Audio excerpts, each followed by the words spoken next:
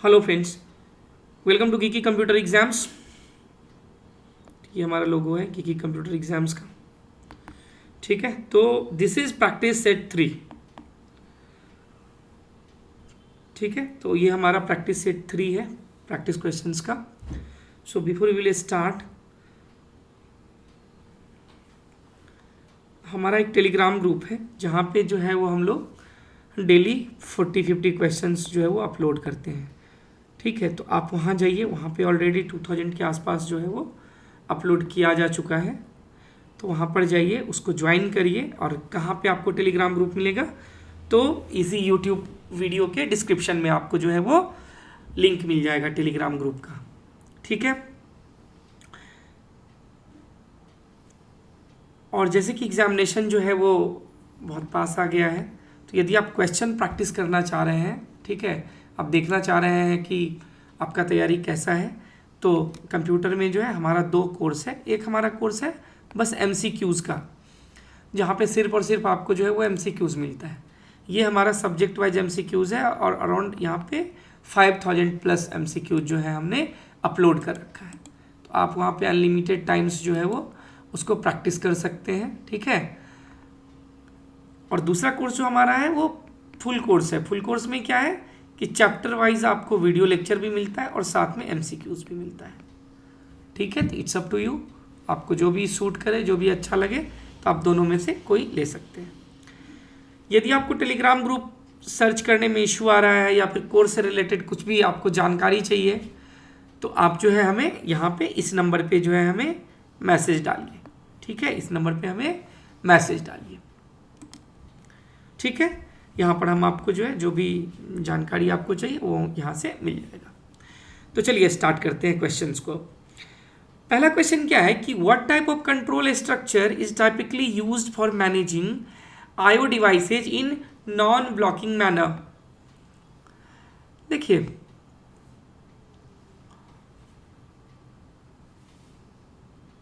Question क्या है कि IO डिवाइसेज जो है, जो इनपुट आउटपुट डिवाइसेज है, ठीक है, उसको कैसे मैनेज किया जाए। तो उसको मैनेज करने के लिए होता है पोलिंग। ठीक है, उसको यूज़ करने के लिए होता है क्या? पोलिंग। पोलिंग में क्या होता है कि कंटिन्यूसली CPU जो है वो IO डिवाइसेज को एक तरीके से एक मैसेज भेजता रहता है। ठीक है, जितने भी IO डिवाइसेज हैं मैसेज भेजता रहता है कि वो सही कंडीशन में है कि नहीं है, स्टेटस चेक करता रहता है। ठीक है, जब लगता है कि इसको CPU का अटेंशन चाहिए तो उस टाइम में इसको अटेंशन दिया जाता है। तो चेक करने के लिए क्या हो जाएगा? पोलिंग। एक बात और बताना चाह रहे हैं कि जब भी हम नॉन ब्लॉकिंग की बात करते हैं ना, नॉन ब्लॉकिंग मैनर में, तो इवेंट प्रोग्रामिंग भी यूज होता है। यदि आपने Node.js का यूज़ किया होगा कभी, तो वहाँ पे इवेंट बेस्ड होता है, एवरीथिंग इज ए इवेंट। वैसे दूसरे प्रोग्रामिंग में भी हर चीज़ इवेंट ही है।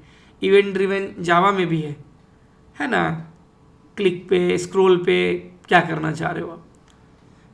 ठीक है, लेकिन जब भी हम IO डिवाइसेस के लिए बात करते हैं तो IO डिवाइसेस के लिए पोलिंग होगा आंसर। ठीक है, आइए नेक्स्ट देखते हैं। Which component in an operating system decouples the programmer from the hardware.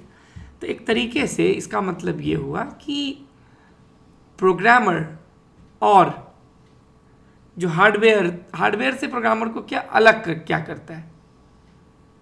ठीक है, तो इसका आंसर हमारा क्या हो जाएगा? API, application programming interface.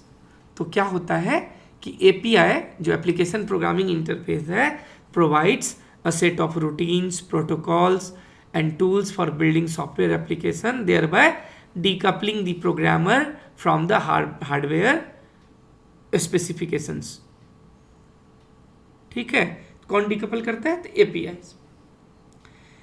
Next क्या है? What is the main purpose of using threads in an operating system. Thread का यूज क्यों करते हैं?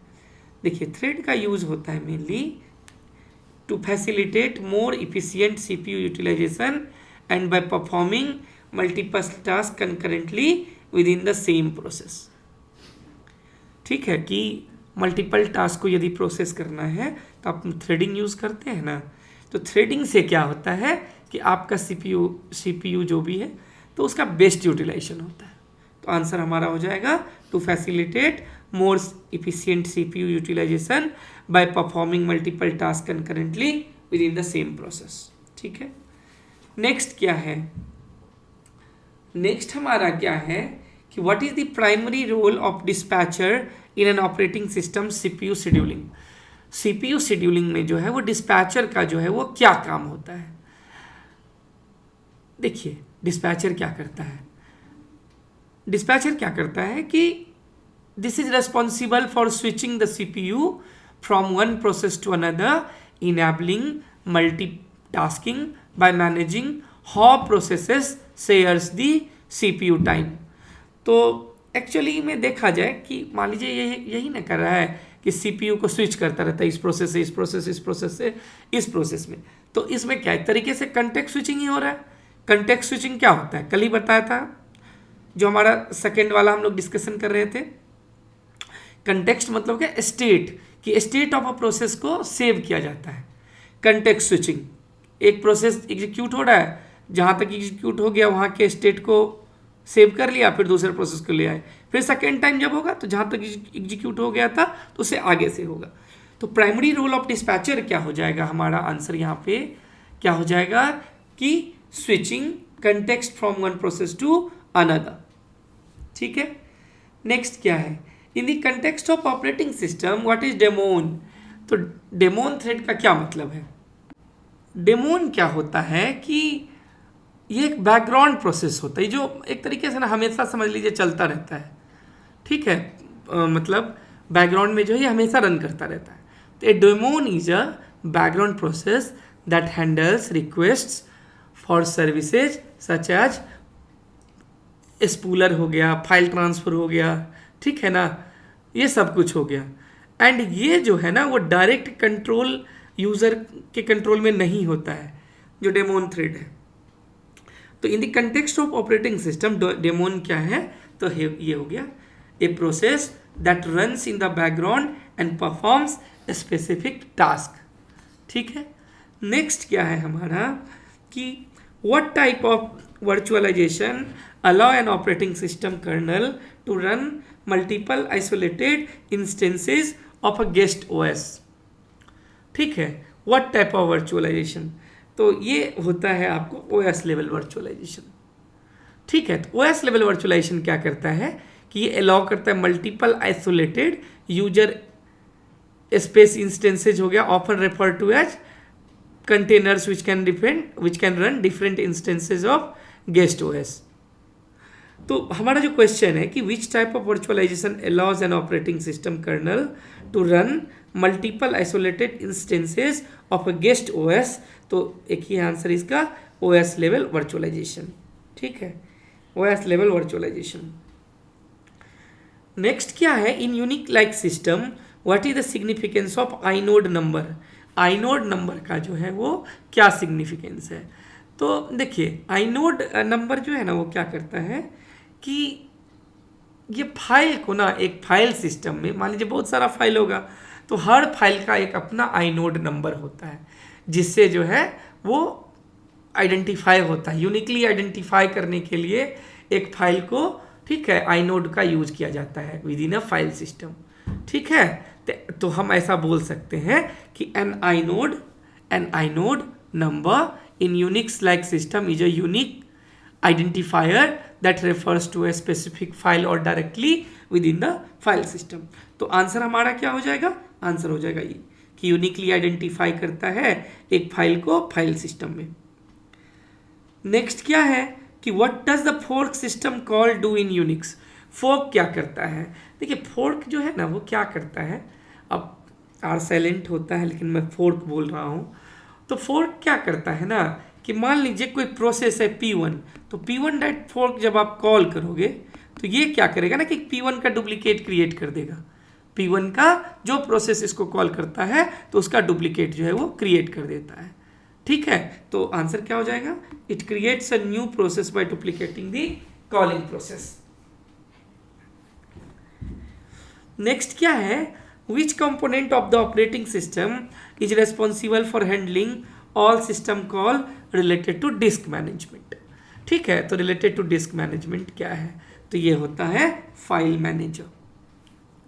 ठीक है, तो फाइल मैनेजर क्या करता है, आपको सिस्टम कॉल सारा डिस्क मैनेजमेंट से रिलेटेड जो है सारा का सारा यूज करता है।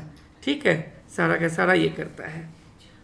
ठीक है, next, what function does a trap perform in an operating system. तो ट्रैप जो है वो क्या करता है, ट्रैप क्या है ना कि ट्रैप जो है वो क्या करता है कि एक ऑपरेटिंग सिस्टम में, ठीक है, यदि आपको स्विच करना है यूजर मोड से कर्नल मोड में जाना है, तो हो सकता है कि यूजर मोड में वो प्रिविलेजेस ना हो जो अभी चाहिए सिस्टम एग्जीक्यूट करना है कोई। तो मान लीजिए उसको कर्नल मोड में जाके उसको एग्जीक्यूट करना होगा, तो ये काम कौन करता है, तो ये काम ट्रैप करता है। ठीक है, तो it transfer control from user mode to kernel mode during system calls. What is the main advantage of multi level queue scheduling in an operating system. तो मल्टी लेवल क्यू शेड्यूलिंग का जो है operating system में क्या advantage है, देखिए multi level queue scheduling पहले है क्या, तो इसका मतलब ये होता है कि प्रोसेसेस जो हैं उसको डिफरेंट क्यूज में जो है as per their priority organise करना।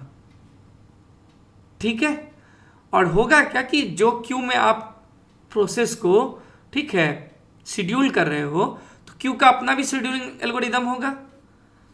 ठीक है, तो इससे क्या होता है कि आप इफेक्टिवली प्रोसेस को मैनेज कर पाते हो as per their priority and type. तो मल्टी लेवल क्यू शेड्यूलिंग का मतलब एडवांटेज क्या हो गया यहाँ पे, तो इसका एडवांटेज क्या हो गया कि it allows processes to be assign to different queues based on their priority. चूंकि हर क्यू का अपना शेड्यूलिंग एल्गोरिदम है, तो आपको किस प्रोसेस को किस क्यू में ले जाना है, तो यू कैन डिसाइड। ठीक है, यू कैन डिसाइड। आइए नेक्स्ट है क्या कि what does the list recently used algorithm use to track page usages. ठीक है, कि ये वाला जो है हमारा कैसे यूज होता है। देखिए LRU एल्गोरिदम जो है वो पेज को ट्रैक करने के लिए कौन सा एल्गोरिदम यूज करता है, ठीक है ना, तो ये टाइम स्टैम्प यूज करता है।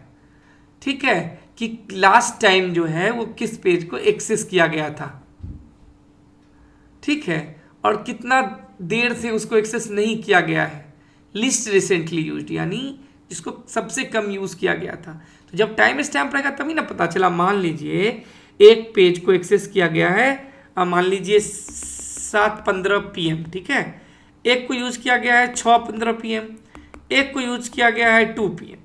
तो लिस्ट रिसेंटली यूज क्या हो गया, लिस्ट रिसेंटली यूज ये हुआ ना 2 बजे वाला। तो टाइम स्टैम्प पड़ेगा तभी नहीं पता चलेगा। तो आंसर हमारा क्या हो जाएगा, टाइम स्टैम्प।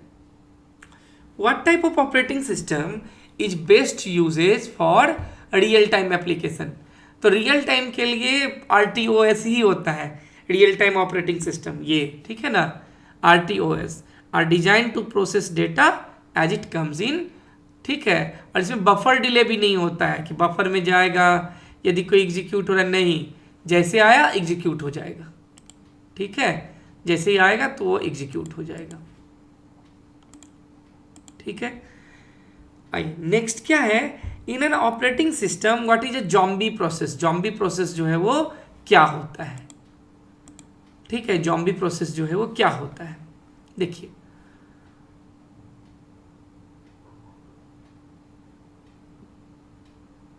इसमें क्या होता है ज़ॉम्बी प्रोसेस में, देखिए ज़ॉम्बी प्रोसेस क्या होता है ना कि मान लीजिए कि एक प्रोसेस है, ठीक है, तो मान लीजिए इसका कोई पेरेंट प्रोसेस है, तो मान लीजिए सारा चाइल्ड प्रोसेस एग्जीक्यूट हो गया, लेकिन पेरेंट प्रोसेस अभी मान लीजिए एग्जीक्यूशन उसका हो ही रहा है।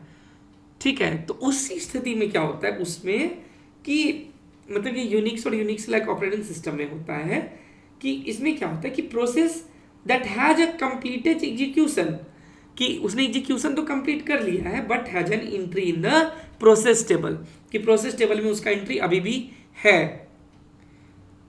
ठीक है, तो इसको हम लोग बोलते हैं जॉम्बी प्रोसेस। हमारा आंसर क्या हो जाएगा? A process that has terminated but whose parent has not yet, रुकिए इसको हटा देते हैं, नॉट येट कॉल्ड वेट। ये हमारा हो गया क्या? Zombie process. Which component in an operating system is primarily responsible for process synchronization? तो प्रोसेस सिंक्रोनाइजेशन के लिए कौन जिम्मेदार है? तो कर्नल, सबसे ऊपर तो वही है, तो क्या हो जाएगा? कर्नल। ठीक है, next, what term describe the scenario where a process is permanently blocked due to a request for a resource held by another waiting process? तो ये तो बहुत सिंपल है, बताइए किस में होता है? किस में होता है? डेडलॉक में होता है। यही ना होता है कि मान लीजिए कि कोई क्या, where process permanently block due to request resource held by another. P1 को मान लीजिए दो रिसोर्स चाहिए था, R1 और R2, और एक P2 है प्रोसेस। ये क्या किया है? इस R1 को हेल्ड करके रखा हुआ है, एक R3 भी है भाई। तो जब तक ये एग्जीक्यूट नहीं होगा तो P1 तो होगा नहीं। तो अब R2 के लिए इनफाइनाइटली वेट कर रहा है, मिल नहीं रहा है इसको, तो ये डेडलॉक सिचुएशन होता है। ये सिचुएशन क्या कहलाता है? डेडलॉक।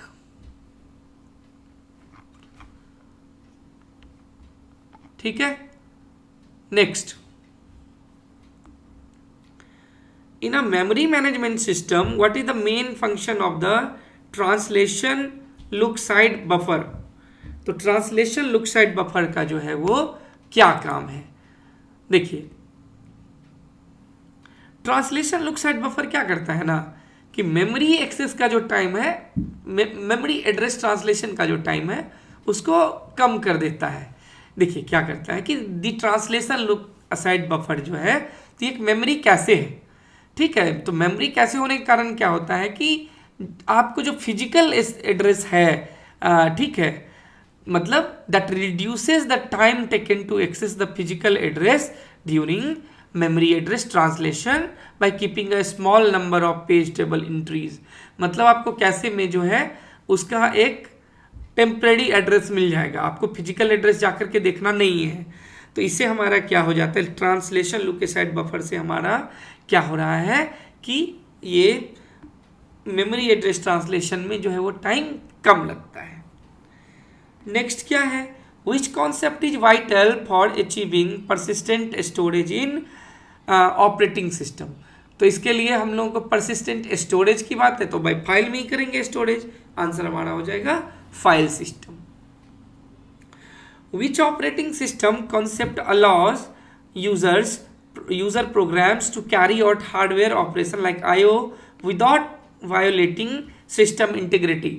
तो इसको हम लोग क्या बोलते हैं? System calls. इसको क्या बोलते हैं? System calls. ठीक है, which operating system concept allows user programs to carry out hardware operations like IO without violating system integrity? तो ये होता है सिस्टम कॉल्स। ठीक है,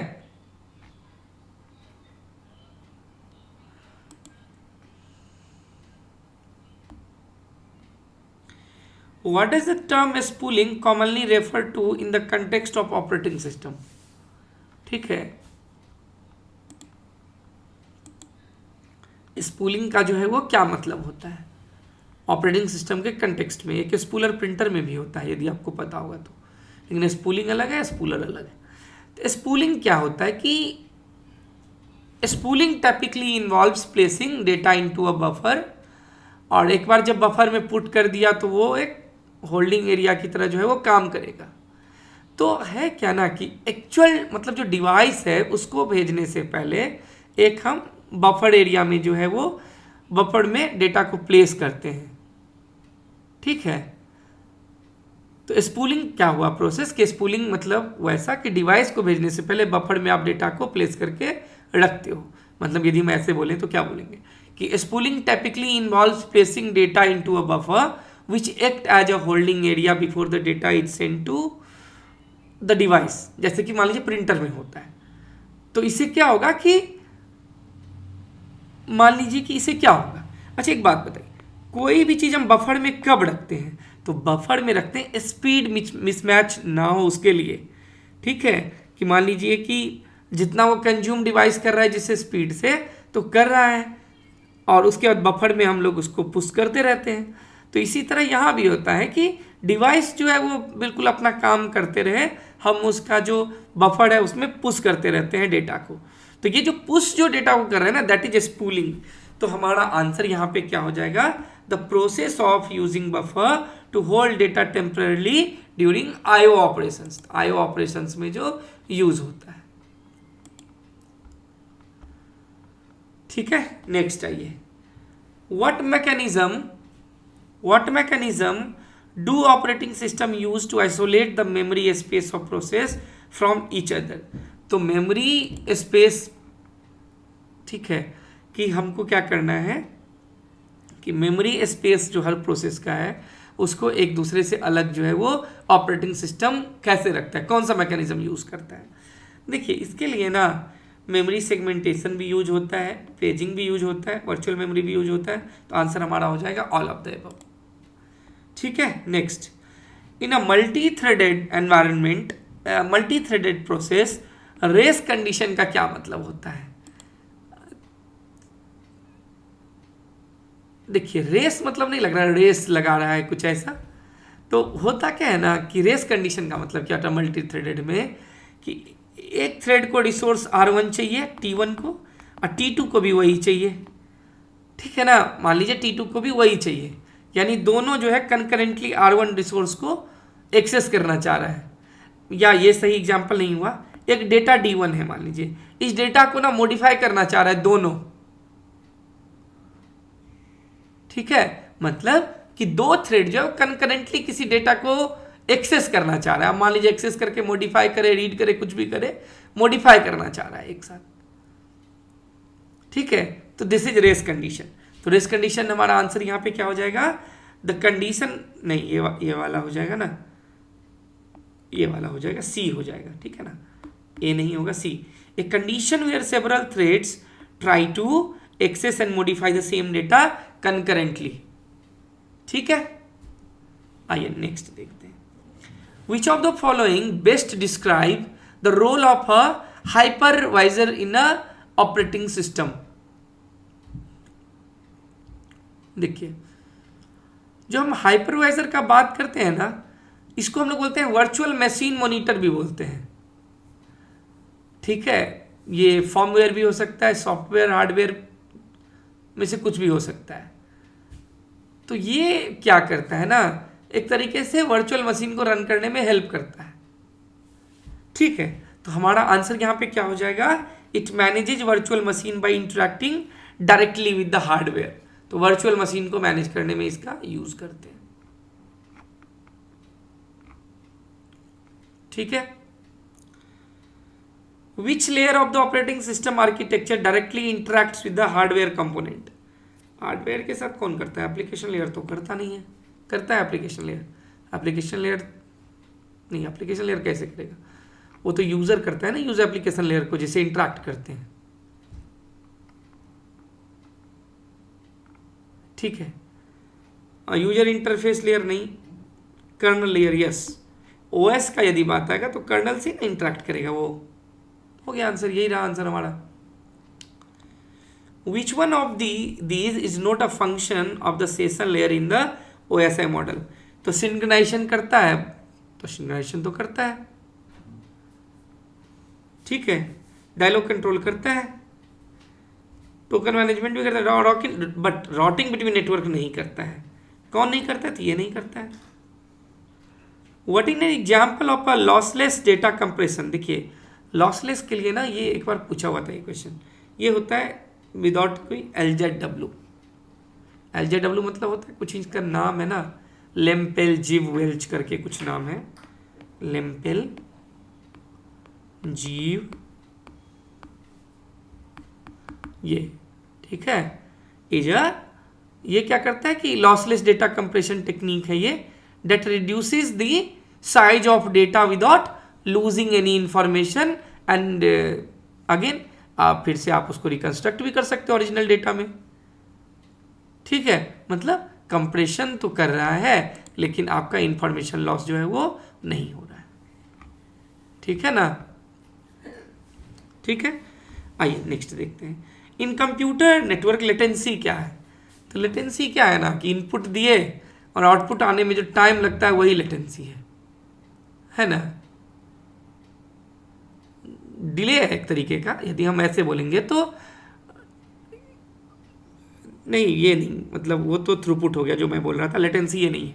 लेटेंसी क्या कि एक नोड से दूसरे नोड पे जाने में जो टाइम लगता है ना ट्रांसमिट करने में, मतलब कि ऐसे बोले तो क्या होगा कि latency refers to the delay between the transmission of a signal from one node to another. ठीक है, कि सोर्स से डेस्टिनेशन जाने में जितना टाइम लगता है, तो मतलब सेंडर रिसीवर को भेजने में जितना टाइम लगाएगा, तो that is latency.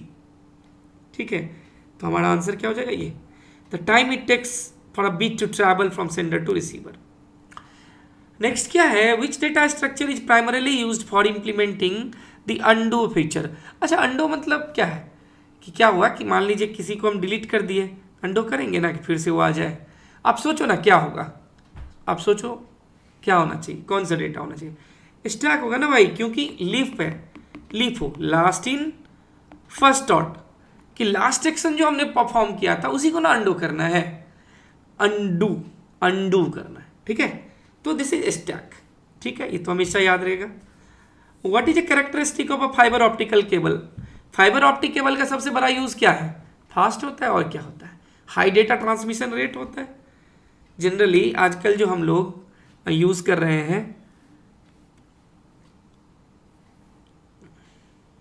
Jio fibre use करते हैं ना आप लोग, या एयरटेल फाइबर यूज करते हैं, दोनों में क्या मतलब है, इसलिए नहीं यूज करते हैं, ब्रॉडबैंड से हम लोग इस पे आ गए हैं कि ज़्यादा स्पीड मिलेगा, तो क्या हो जाएगा, high data transmission rate. Next क्या है, in the context of software engineering cohesion क्या होता है। देखिए क्या है ना, बोला जाता है ना कि कोहेशन जो है, कोहेशन क्या है, सॉफ्टवेयर इंजीनियरिंग में आपने पढ़ा होगा कोहेशन और कपलिंग, डेटा कपलिंग और क्या क्या पढ़ा होगा। ठीक है, देखिए कोहेशन क्या होता है कि degree to which the element of a module are functionally related, मतलब, और कोहेजन क्या होना चाहिए, कोहेजन ज्यादा होना चाहिए विद इन अ मॉड्यूल, और यदि ज्यादा है तो वो क्या है, क्लोज रिलेटेड है, वो क्लोज रिलेटेड है, मतलब कि एक ही टास्क पे वो जो है वो अपना फोकस किए हुए हैं। तो हाई कोहेजन जो है वो डिजायरेबल होता है ना।